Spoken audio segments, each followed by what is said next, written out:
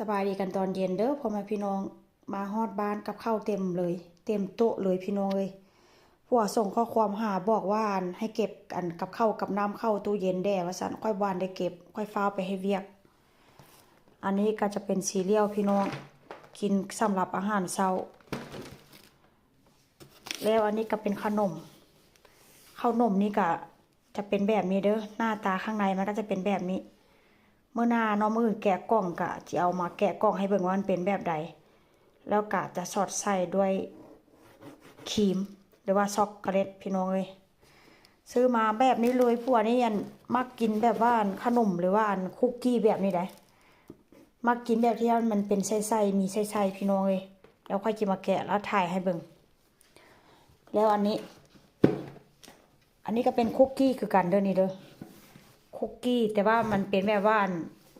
เฮ็ดด้วยผลไม้หรือว่าเฮ็ดด้วยแอปเปิลพี่น้องเลยอันนี้ก็ซื้อมาแต่ว่าอันเลิกงานมาแล้วกลับบ้านมากับหมู่เนาะเขาเจ้าแวะซุปเปอร์มาร์เก็ตค่อยก็แวะกับเขาเจ้าเพราะว่าเมื่อวานนี้ลูกชายกินแล้ว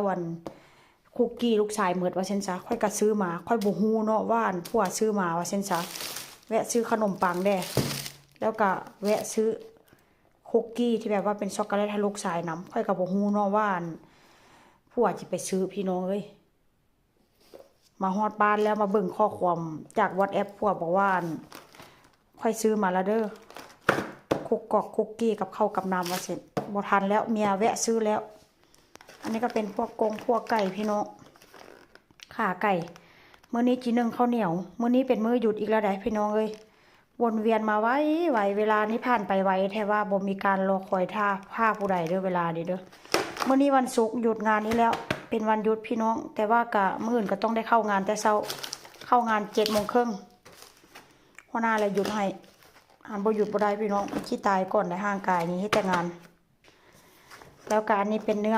หมูติดมันนั่นแหละเนาะงานนี้ก็ขาดบ่ได้เลยพี่น้องเอ้ยเนื้อหมูติดมันนี่นะกินยามใดก็แซ่บยามนั้นขาดบ่ได้เพราะฉะนั้นแล้วก็มีติดบ้านไว้ถ้าหากว่าวันได้เฮ็ดก็สิแช่แข็งไว้เนาะแต่ว่าสิบ่เฮ็ดเท่าใดก็เฮ็ดเทื่อนั้นพี่น้องเอ้ย